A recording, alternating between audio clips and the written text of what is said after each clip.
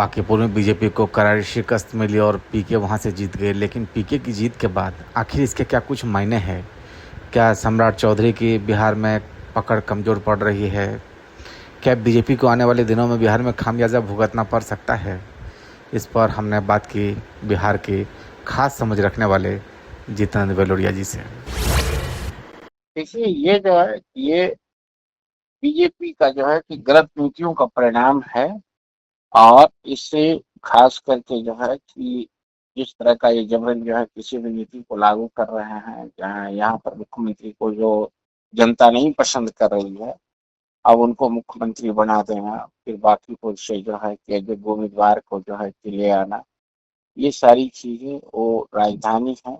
अब राजधानी में लोग जो हैं वो बिहार के सारे बुद्धिजीवी लोग रहते हैं, तो इसमें सभी वर्गों ने मिल करके और इनको वोटिंग किया। ये पर्टिकुलर एक फॉरवर्ड क्लास या बैकवर्ड क्लास ने नहीं किया, सभी वर्गों का वोटिंग हुआ है। और वोटिंग के परिणाम है जो रिजल्ट सामने है। ये अभी अभी इंडिकेट किया जा रहा है कि अगर अभी भी बीजेपी नहीं सुधरती है तो आने वाले समय में और भी बीजेपी को काफी खामियाजा भुगतना पड़ेगा। कारण कि जो आरक्षण भी एक जो इशू चल रहा है, जिसमें खास करके फॉरवर्ड तबके के जो आर्थिक कमजोर, सामाजिक कमजोर और जो शैक्षणिक कमजोर लोग हैं, उनको भी जो है कि आर्थिक आधार पर आरक्षण देकर के बराबर की भागीदारी बढ़ाने की बातें चल रही है। वहां पर भी बीजेपी जो है कि कास्ट बेसिस पर जो रिजर्वेशन की जो है कि पैरवी वकालत जो कर रही है, वहां पर भी जनता को जो है क्षुब्ध है कि आखिर एक जो पर्टिकुलर फॉरवर्ड क्लास ने क्या बिगाड़ा है, जिनको जो है कि बराबर हर जगह उपेक्षित रखा जाता है, हर जगह टारगेटेड एक भीम आर्मी के द्वारा जैसे ब्राह्मण को किया जाता है। ब्राह्मणों ने बिगाड़ा क्या कि जो इस तरह की टारगेट की जा रही है, ये सारी चीजें कहीं ना कहीं जनता में गुस्सा है। और ये गुस्सा है और इसी का परिणाम आया है। दूसरा कि क्राइम सेक्टर में भी बहुत बढ़ोतरी हुआ है। अभी वर्तमान सरकार से संभल नहीं पा रही है। इनकी शैक्षणिक योग्यता पर भी प्रश्न उठ रही है कि जहाँ के इतने आईएएस पीसीएस आ रहे हैं और वहाँ इतना अपंग जो है कि मुख्यमंत्री को दिया जा रहा है जो कोई भी किसी के गले से उतर ना रही है।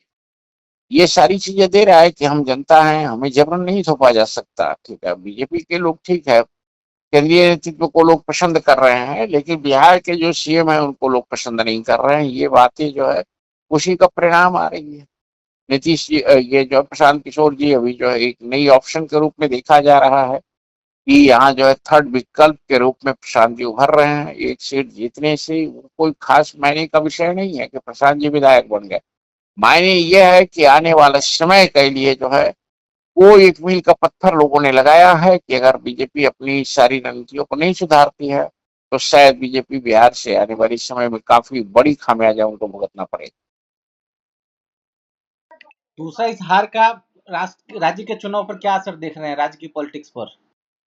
राज्य की पॉलिटिक्स पर तो सीधा सीधा जो है दिखाई दे रहा है कि राज्य में अगर जो है कि बदलाव की स्थिति नहीं आई तो आगे आने वाला समय में भी जो है कि प्रशांत जी की एक बड़ी जो है कि बड़ी सफलता मिलने का इंडिकेट मिल रहा है कि वो सभी जगह पर अपने कैंडिडेट को लाएंगे, चाहे वो पंचायत चुनाव हो, लोकसभा चुनाव हो या आगने वाला जो विधानसभा भी चुनाव होगा, वो सभी जगह कैंडिडेट लाएंगे। तो एक तीसरे विकल्प के रूप में प्रशांत जी उभर रहे हैं, जो यहाँ का उनकी जो पढ़े लिखे हैं, जितना उन्होंने भ्रमण किया सारी जगह किए, आर्थिक रूप से भी समृद्ध हैं।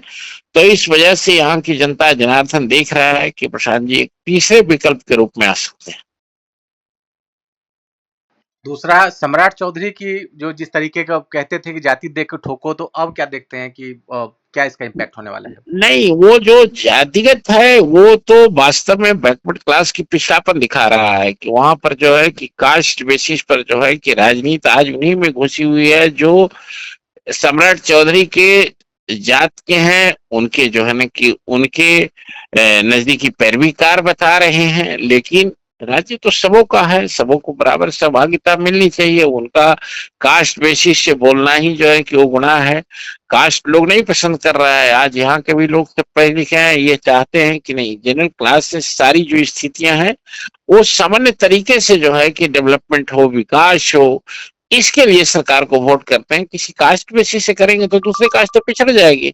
ये जो है ये यहाँ पर आ रही है कि नहीं, हमें कास्ट में डिवाइड ना करके हमें जो है ना, हमें आर्थिक रूप से आगे पीछे जो है तो उनको समृद्ध करने के लिए सरकारी योजनाएं लाए, सरकार उसके लिए नीतियां निर्धारित करे, तो जनता को किसी को तकलीफ नहीं है। जात बेसिस नहीं, वो जो ना कि आर्थिक आधार पर सारी चीजों को होनी चाहिए। एक आखिरी सवाल कि क्या नीतीश की कमी खल रही है बिहार में? देखिए, कमियां तो लोग आते रहते हैं, जाते रहे हैं, ठीक है। नीतीश जी जो है, नीतीश जी काम अच्छे किए, लेकिन उम्र उनकी बीत गई, तो उनके विकल्प जो है ना कि कोई ना कोई पढ़ा लिखा अच्छे व्यक्ति आए हैं। अब ऐसा नहीं कि जो है ना कि किसी को भी कुत्ता बिलाई को खड़े कर दीजिए और उनको राज्य की बागडोर जो है कि दे दीजिए, तो ये चीज यहाँ की जनता नहीं पसंद कर रही है। तो नीतीश जी अपने जगह ठीक थे, उनकी कार्यकाल जब रही उसको सराहा जा रहा है, लेकिन आगे आने वाले की उनकी जगह कोई न कोई अच्छे अच्छे जो है पढ़े लिखे लोगों की इंतजार है कि हाँ भाई, जो जाति पाति से ऊपर उठ करके एक पूरे राज्य के विकास के लिए जो है प्रयास करें।